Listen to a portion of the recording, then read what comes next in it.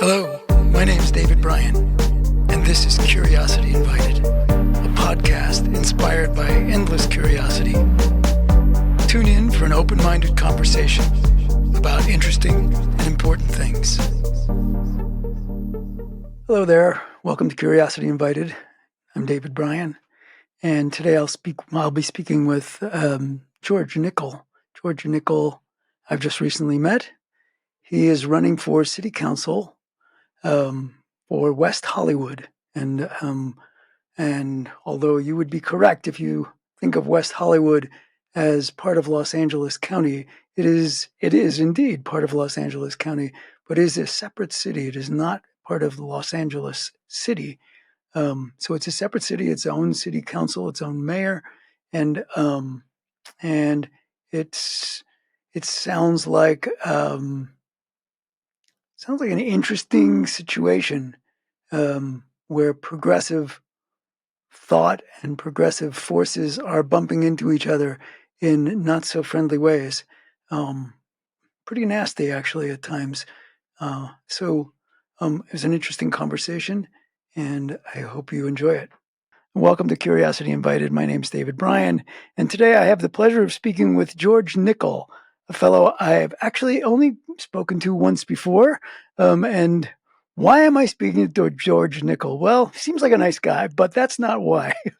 George is running for city council in West Hollywood, and for people, and there are probably a bunch of them who have no idea about West Hollywood.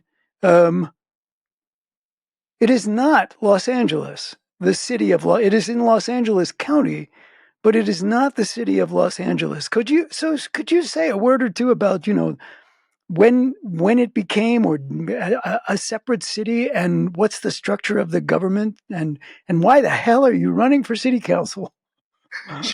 Thank you so much for having me on. And it's funny that people do ask, why are you running for city council? The subtext is always, why the hell would you do that? West Hollywood is actually getting ready to celebrate its 40th anniversary as its own city. So we were an unincorporated part of LA County, and we got cityhood at this 40 years ago. That's when we became a city in 1984. And I was 10 years old. I was living on the other side of the country, and I remember when it happened. And our city was founded on two things: rent control, affordable housing, and LGBTQ rights. Right. So Jewish women and gay men come together and say, we need better rents and we need freedom. So that's what founded our city. And wait, so tell me, so why did a 10-year-old pay attention to a city 3,000 miles away? Well, because as a 10-year-old, you already know you're gay. And the other real reason is because my mother's sister that she loved very much, Marge, her older sister, who had died years before that, they were extremely close. And Mom's sister, Marge, was a very loud, out, vocal lesbian. Even in small town, and my mother went to live with her in D.C. for a while after she graduated from high school in 1957. So she had all of these adventures and loved her city and knew my community extremely well. So I was very lucky that I never had to come out. I was just me. That was wonderful. And when the city was founded, of course, it made international. Was the first city that had a majority LGBTQ council. And there was a mayor. And we were watching the nightly news, and it was on, I believe it was NBC Nightly News. And my mother she just said, if Marge could have lived to see this, it really hit her. And I took note. Of course I took note. Mm-hmm. And tell me, so that sort of points in the direction of a question. So first of all, is there data right now? I mean, that the percentage of the population of West Hollywood that is LGBTQ plus. Excuse me if I've left something out, but is there a statistic for what percentage of the population is gay or Yeah, gay, lesbian, yeah. et cetera. Sorry. Yeah, it's all on the city website, weho.org. All of the statistics are there. It's not a majority, but still a high portion uh, Mm-hmm. of of all of our community. As Yeah. my husband never says, "Oh, they're gay or they're trans or they're lesbian." He always says they're family. So it is still a high portion. It is not a majority. We're a very diverse city, and in fact, what I've noticed more and more over the last few years is we have a lot. We have a lot of families. We have a lot of straight couples, and we have a lot of gay couples and lesbian couples. With Mm-hmm. I do see more children in West Hollywood. So, yes, we do have a larger portion than most cities. We are still a sanctuary for my family, for my Mm-hmm. absolutely. But it's not the majority. And this was one of the things that was on my mind. I was reading through a bunch of stuff. Is so West Hollywood is known as a city that is welcoming of and in some ways it's one of the badges that it wears. It is a city that is welcoming to LGBTQ, the family. I'll say it too. And um, so I don't know how to say it actually. Is it? Are there still issues? Like, is it a done deal, or is there progress to be made in West Hollywood about issues that somehow surround that community? Yes, Or is it a settled, like, no, this is a this is a safe place for, you know what I mean? it's a mixed anything else. It is a set deal that we are a sanctuary city for my family. Absolutely. And we have been from the beginning. Now, there were always issues. Like one of the things that I often talk about is because we're a contract city, which means we don't have our own police force, we don't have our own fire department. Right. Cities around us, which would be Los Angeles, we're just 1.9 square miles, 36,000 people, and an ocean of LA on three sides and Beverly Hills to our west. Have their own police force, they have their own fire department. When we inherited the county sheriff's department, there were major issues. They would entrap gay men. They would get officers to go out and be solicitous, and they would entrap gay men in public. They wouldn't even have our pride because our city seal includes the colors of the pride flag on their cruisers. But over 40 years of hard work, that's completely changed, and our police department is uh, it has our family members, the LGBTQ community, right up to the top, and it's a majority minority force. It is not perfect, but they have sensitivity training, and they know the things that they need to. When you say our police force, you mean the sheriffs that are somehow assigned to West Hollywood. Our West Hollywood Sheriff's Station, Got absolutely, it. where we have made progress and it was necessary. Now, Understood. that is a big issue because we say that we're a sanctuary city most recently for the transgender community. Sanctuary implies need. We're an extremely expensive city to live in. So, West Hollywood, from its beginning, as I said, rent control, affordable housing, it's been there from the beginning. Unlike other cities, we've always done our best to maintain our stock of affordable housing, build affordable housing, have strong rent control, but it's still far too expensive if somebody is open about who they are, their family doesn't like them, they have to move away. Again, these are old stories from my community, and they need to go to a place where they can be free. How are they going to pay the rent? Yeah. So there is a need to do more outreach and to always have more affordable housing when it comes to that. One of the places I would say that we've actually gone backwards in the last 4 years with the current council majority is with our sheriff's station. Because we are a progressive city and because we always look to the least among us to do for them, we've been targeted by outside forces and they're playing a major role in the election. Oh, so what does that mean? Targeted by outside forces? Can you be specific? I mean, you can mention names or not, depending upon whatever. But No, depending upon how you feel about it. But what does that mean? Targeted? yeah. So there are groups that specifically wanted to come here and see how they could change things. Basically, use us as an experiment because we're open to to to to do things that they think. I'm trying to be very careful here. I hope they think that they are right, but they're social experiments, such as defunding the police. Now, I always say I have a lot of friends who still live in small town America. I'm not from California. I'm from a town in Pennsylvania on a mountain by the Appalachian Trail that currently has a population of, I think, 90 people. Oh well. Carolina. My best friend still lives in small town North Carolina. When they call the police as a gay man or a person of color, they want our sheriffs to show up. They don't want their sheriffs to show up. So you have these groups. There was a think tank in New York. I honestly can't remember their name right now. They had people who got on our public safety commission who was backing them. They came here and they tried to defund our police a few years ago. And all that did is Because they thought, I mean, there's a question that because they thought it would be better for the population, be safer, better, etc. It would lead to better quality of life for the people who live there, or because they want to undermine, because they don't like the fact that it's a sanctuary city. no, no, no. It is not that at all. So these people would claim to be the most progressive of the progressive. I could argue with that.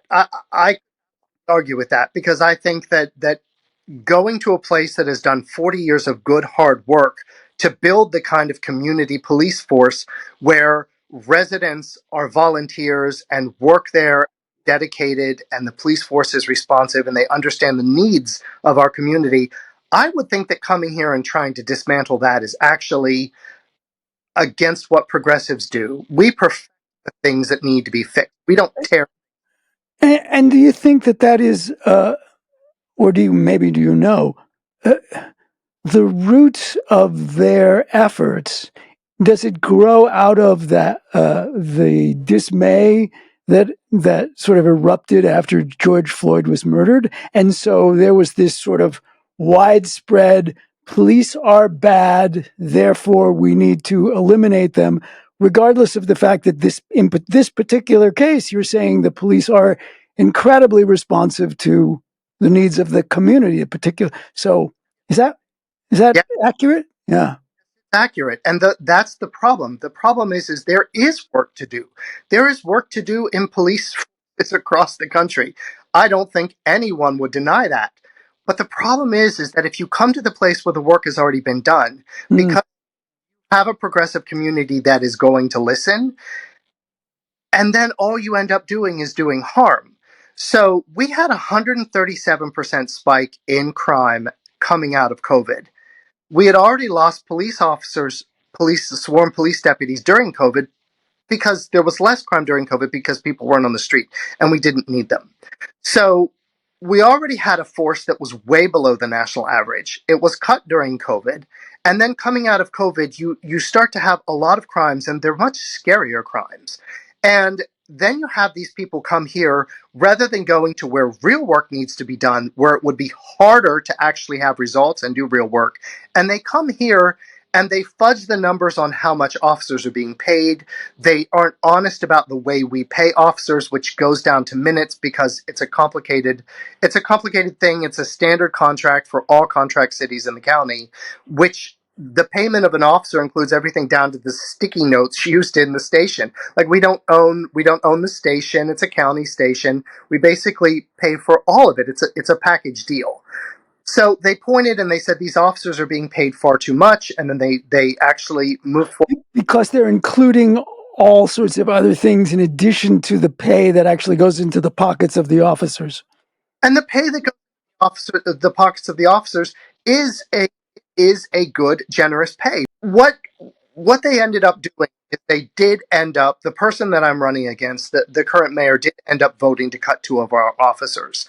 And he'll often say, well, I added officers. Well, he only added officers because right after that, we started getting armed street robberies even worse. There was a people coming out of one of our very nice restaurants in town that's been here for decades. They were armed. They were robbed by three people. Two of them had pistols. They pistol whipped them. They pistol whipped and robbed the valet. And the main guy had a semi-automatic machine gun on the streets of West Hollywood, right off of Santa Monica Boulevard. So there were a number of incidents like this. They continue, and we had to get to one of And the people that is that this?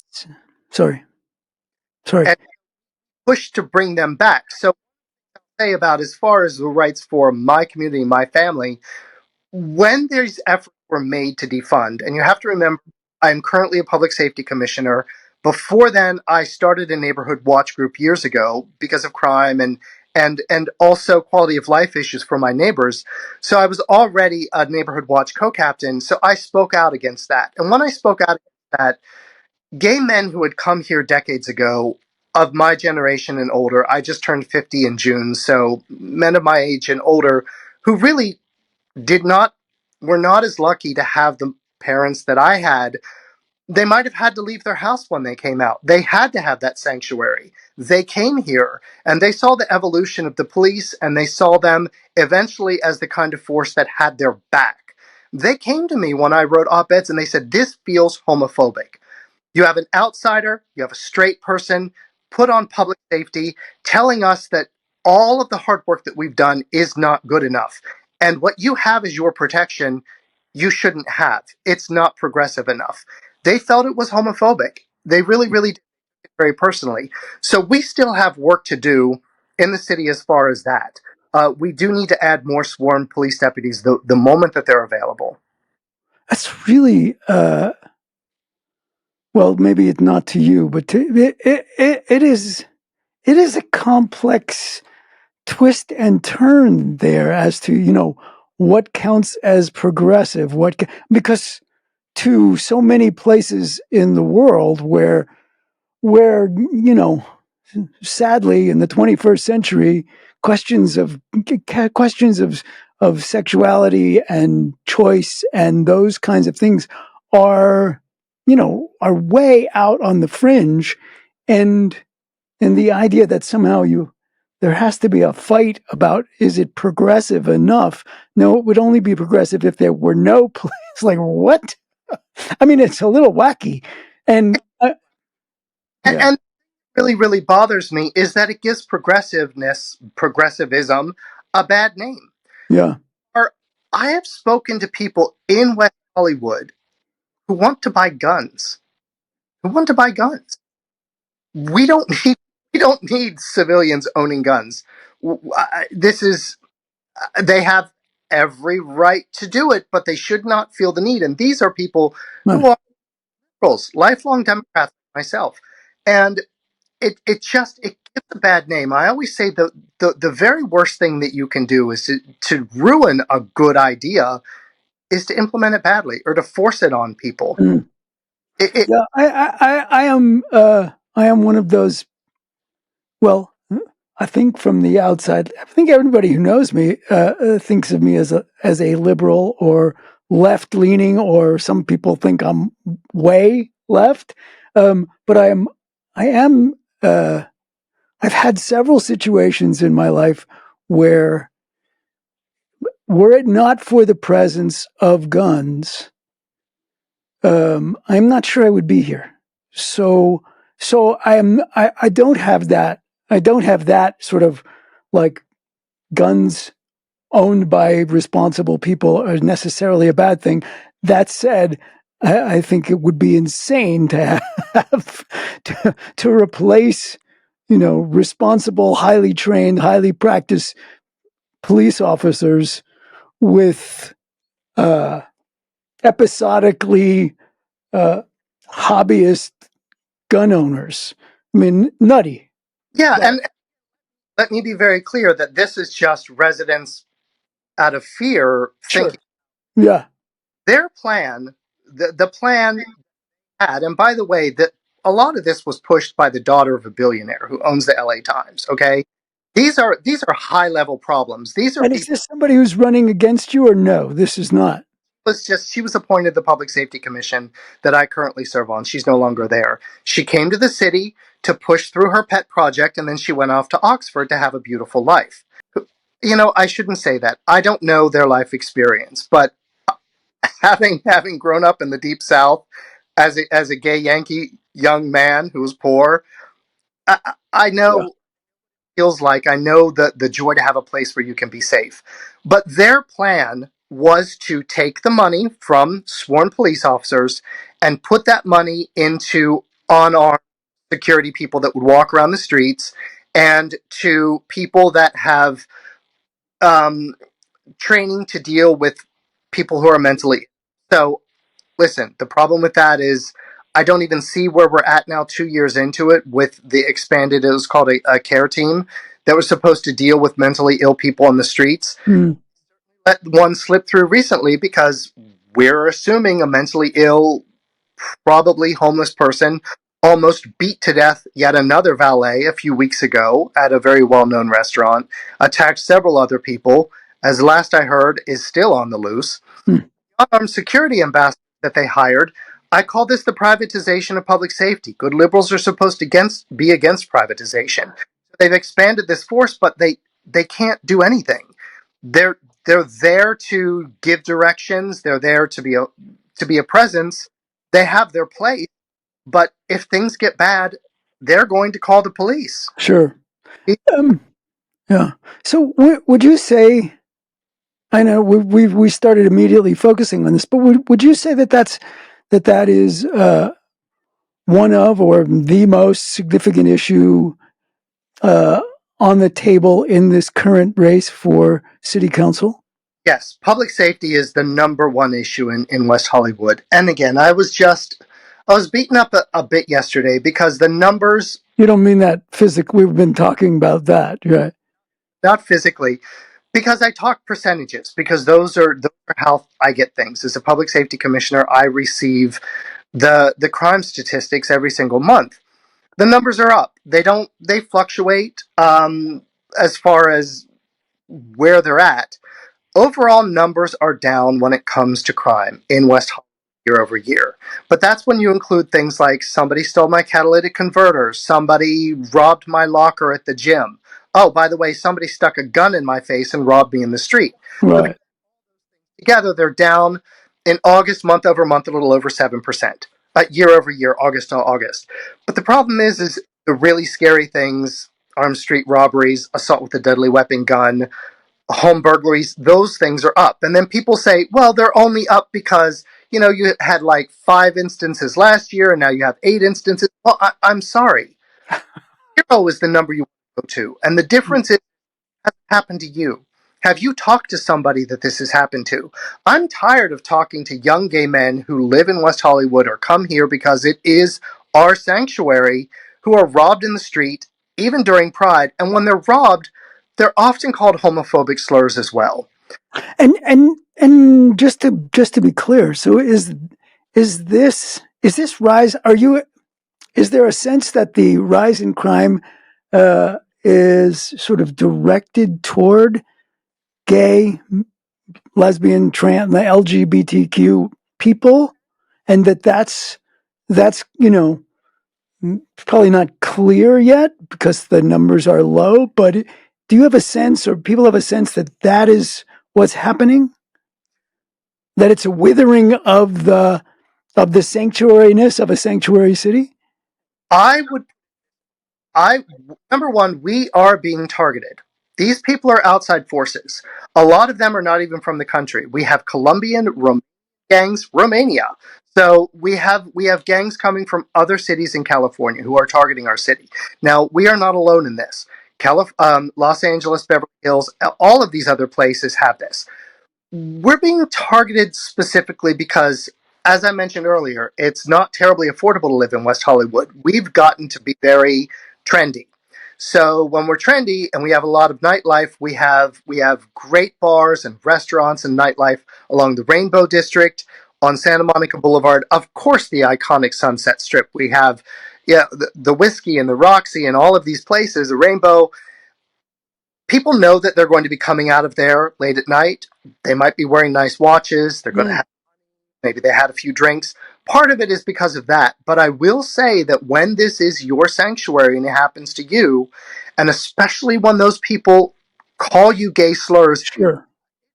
personal. And I would argue that it is homophobic because you go back to generations, gay men in particular, we've been stereotyped as weak, easy targets, and also affluent, which is, you put those things together, and for a criminal, it's like candy.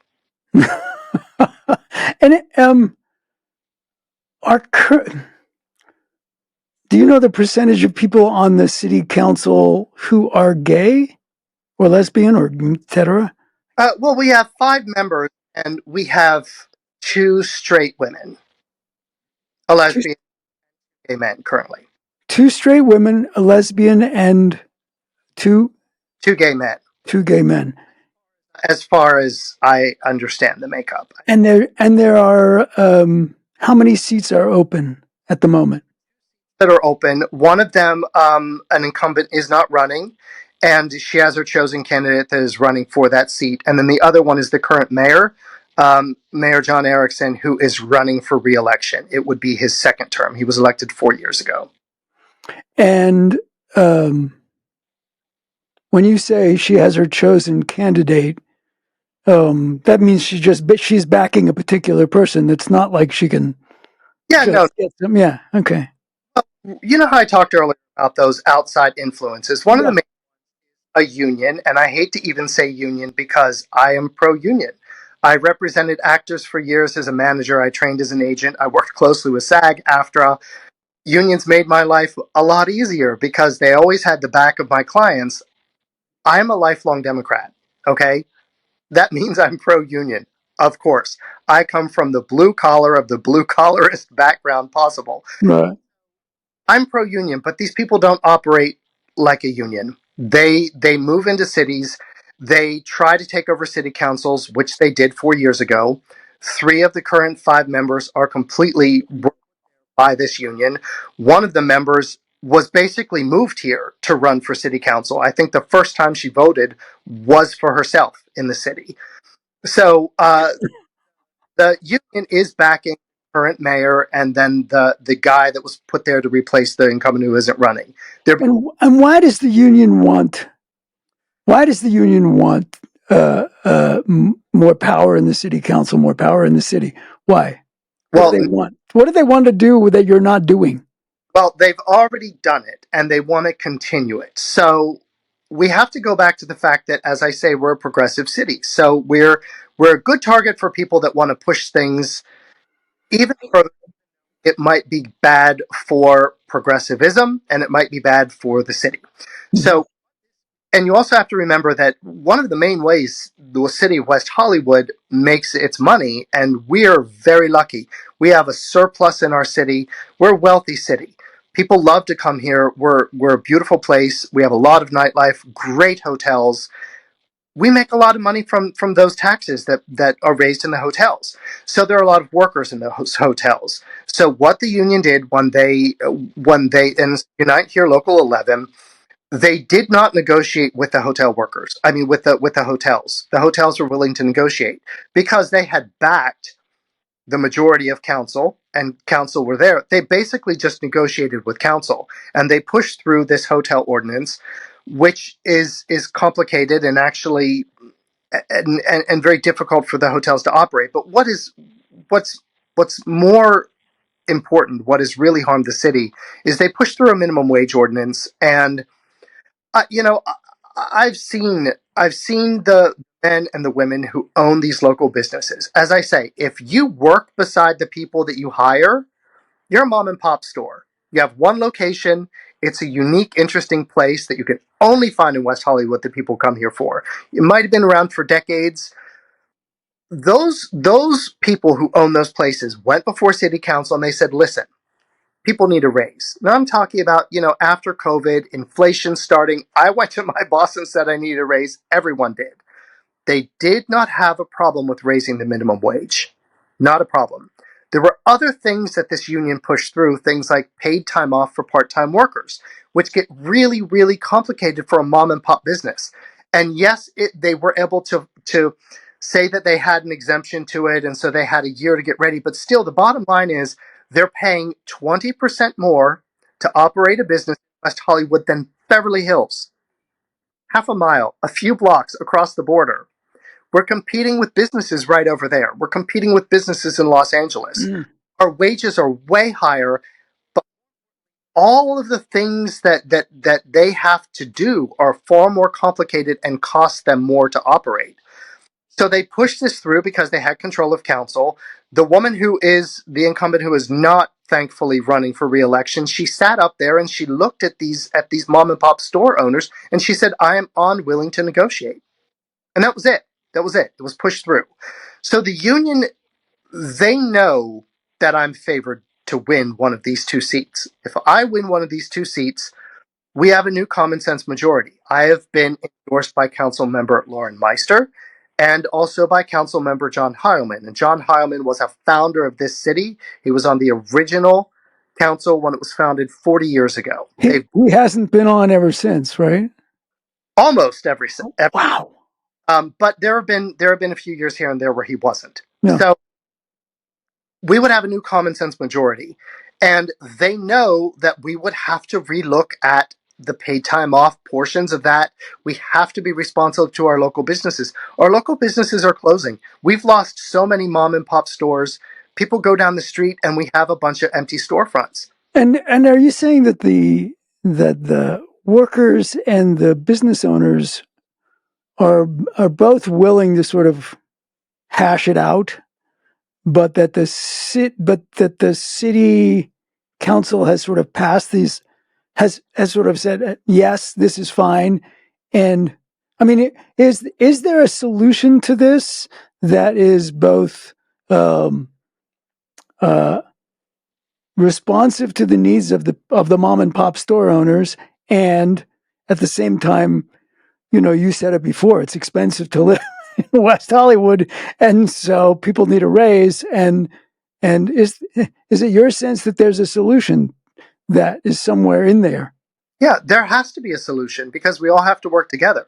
One of the things that was really damning is the city did, after this was implemented, the city did a survey of the workers themselves, and 22% said that they lost their jobs in West Hollywood because of the minimum wage ordinance as it was pushed through. Because businesses, they Afford it. because they couldn't keep everyone. Sure. They had to fire all of their busboys. They couldn't afford it. And then the city said very proudly, well, they obviously got jobs in the city again because we only surveyed people who actually work in the city. So, okay, that's great that 22% of the people that were fired did find jobs in West Hollywood again, but you have no idea how many people that you never had a chance to survey because they did not get jobs. Right. Right. There are ways to do it. The responsibility of a city council to a union is to make certain that they have a safe, welcoming place to negotiate the very best deal on behalf of their workers with the people who employ them. That's it. That's what should have been done. That's not what was done. Now we have to go in and try to figure out a way to get everyone at the table again and do the best for everyone. And it's probably going to be in some of those provisions, not the minimum wage itself. There's a new minimum wage proposition coming up statewide. I support it. Again, I What is support it. that? What is that? What's the what are the numbers for that? So it would go up to $18 an hour statewide. I mean, California is expensive. That's not a lot of money. It's very expensive. But West Hollywood would still be well above that, but it would start to balance it out a little bit so that we wouldn't be competing so much just across the border. I mean, an example is there's a little Thai restaurant that my husband and I go to in West Hollywood. There's a little Thai restaurant we go to just across the border. You have the same thing in West Hollywood for two people who don't drink liquor, because most people say liquor costs the most.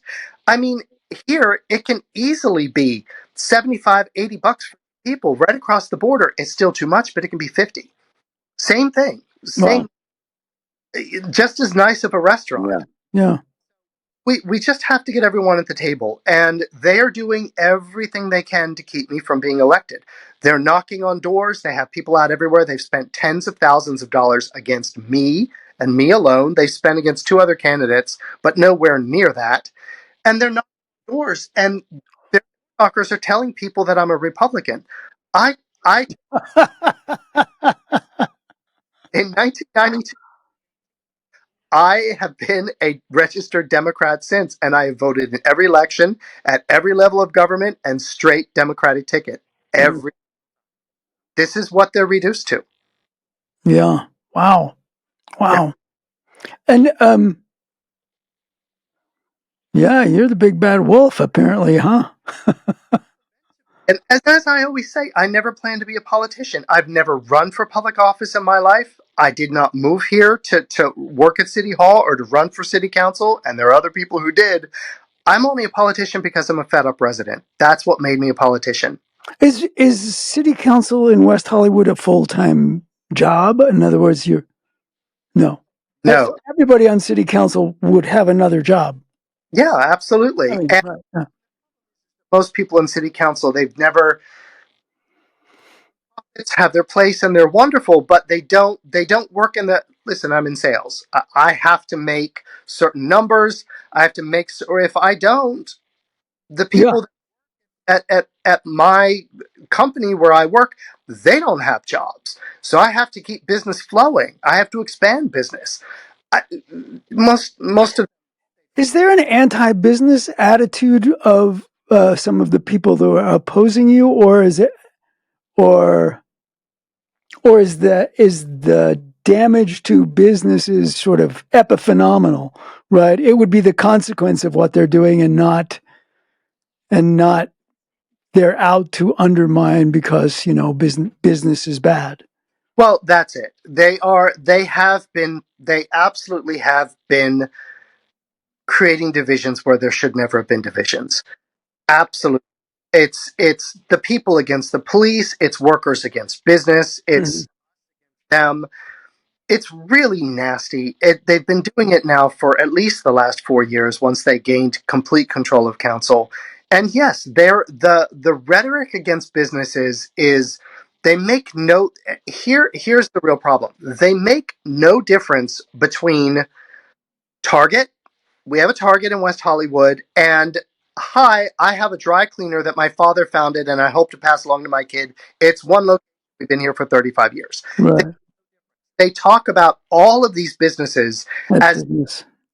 the way I always put it, because I love history, it's sort of like we have the robber barons and the wobblies in West Hollywood. They truly talk in dialogue from 120 years ago. Yeah, It's crazy. And that's just not the way it works. And the other thing I would say is of all provisions, if they're putting them in, they should have tiered them. You have so many workers, then you pay this much, you have so many because not everyone can operate the same way. And sure. what going to do is make us a city of big box stores because they're the only people who are going to be able to eventually afford Right. it. And I don't know if you've ever seen. There's a documentary called uh, um Walmart: The High Cost of Low Prices. Oh, absolutely. Absolutely. And that's often the consequence of those big box stores. Is then suddenly the small people can't compete, and now you've got a decimated. And that's is it the case? So you walk through Santa Monica now, and you know I lived there in the past, and it was thriving and phenomenal. And now it's a little terrifying to see the numbers of empty storefronts, closing business, clearance sales. Is that a phenomena that's happening in West Hollywood, or no, or not yet? No, and I understand that they had. I should. I don't know all the details about the people that served on their city council, but from what I have read, is they've been through this up and down like we had. That they had people pushing these things, defunding, and everything else there as well. The city suffered for it. There have been serious crime issues that they've had, and in fact, within the last year or so, that Santa Monica City Council, I understand they have a very level-headed mayor now who often speaks about these issues in the way that that's common sense to me. But they actually got rid of their block by block security forces, the people that were hired to sort of, as they claim, oh, we're going to cut the sworn deputies and we're going to have an unarmed response. So they had gone through that too. They had a spike in crime. They got rid of them completely. Now, I'm not advocating to get rid of ours, because here on the east side where I live, which is traditionally the most economically depressed, or the I always just say the least trendy. But years ago, when we first hired those forces, they would do bike patrols through our neighborhoods. They were responsive to, listen, I think that there's a homeless person in distress on the corner. Can you check on them? They were very good at things like this.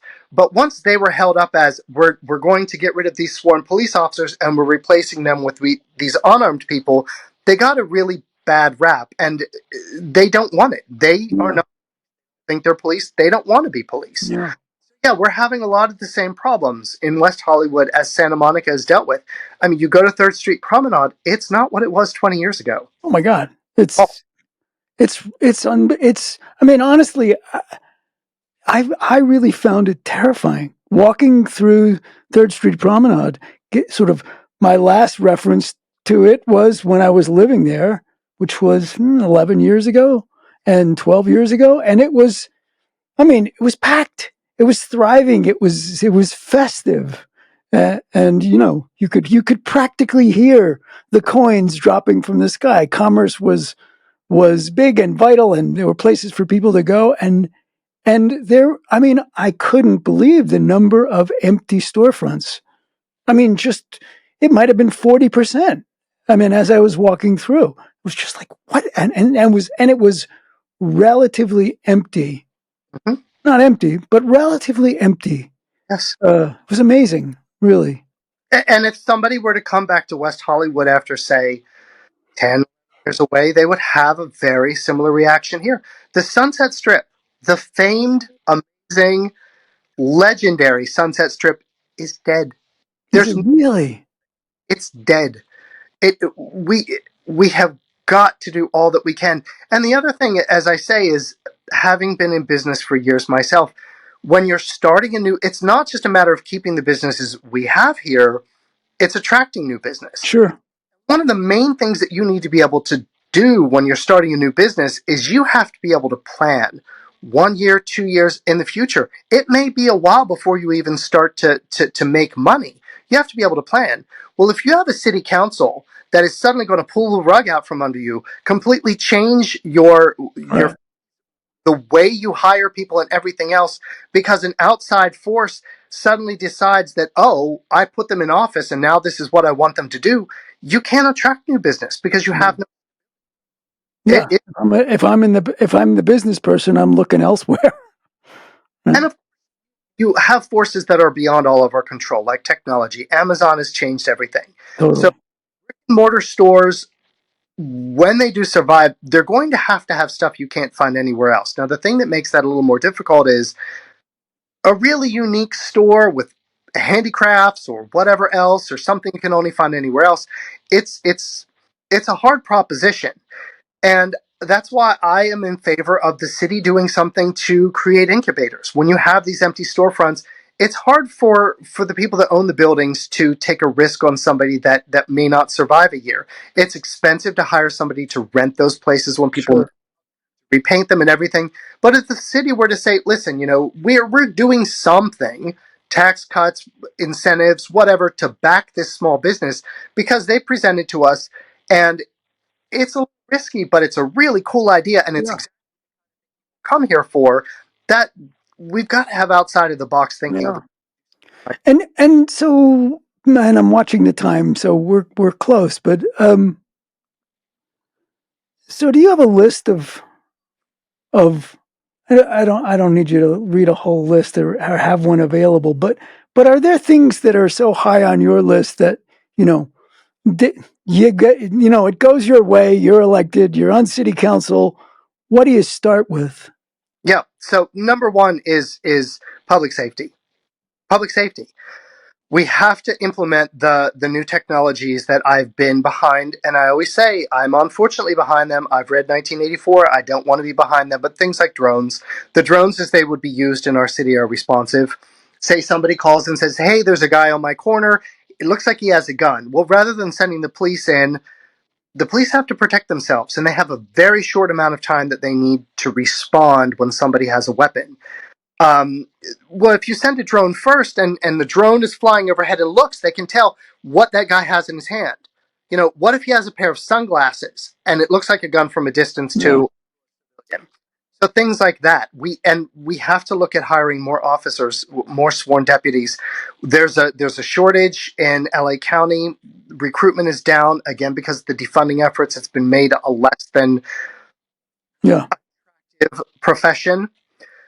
One of the major things we haven't even gotten into are bike lanes. Bike lanes are a major issue in West Hollywood. Again, these are outside. You mean there are none, or there Oh no, are too many?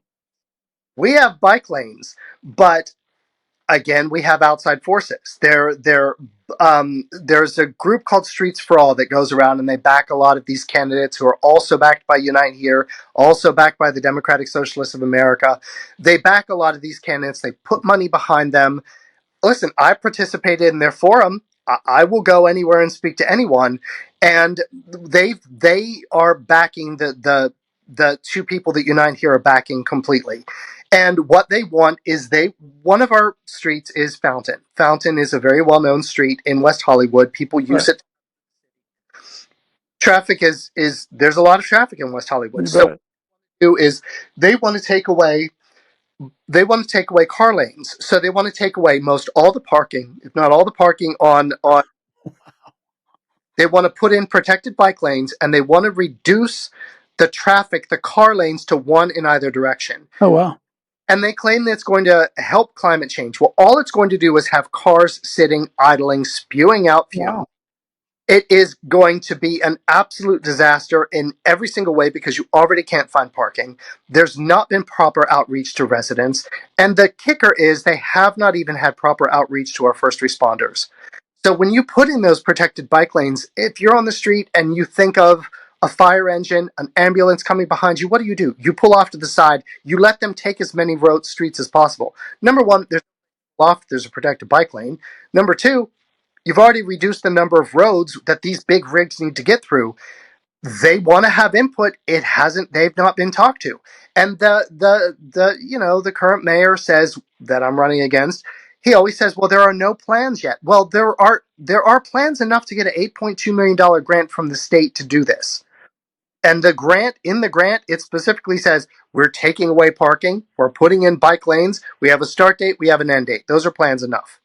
They don't want no's for an answer, so they don't talk to the people who don't want to do it. They have residents properly. They've not talked to our first responders. There's a little street by me where he voted to take away 56% of the parking without letting the people know, and his flippant answer was, well, they have to care and they have to understand the project.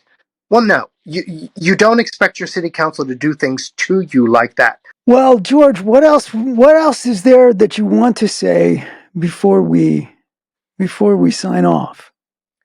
Well, there's a lot to do, and residents know it. There was actually a poll very recently that the city conducted as part of a tax measure that's not worth going into.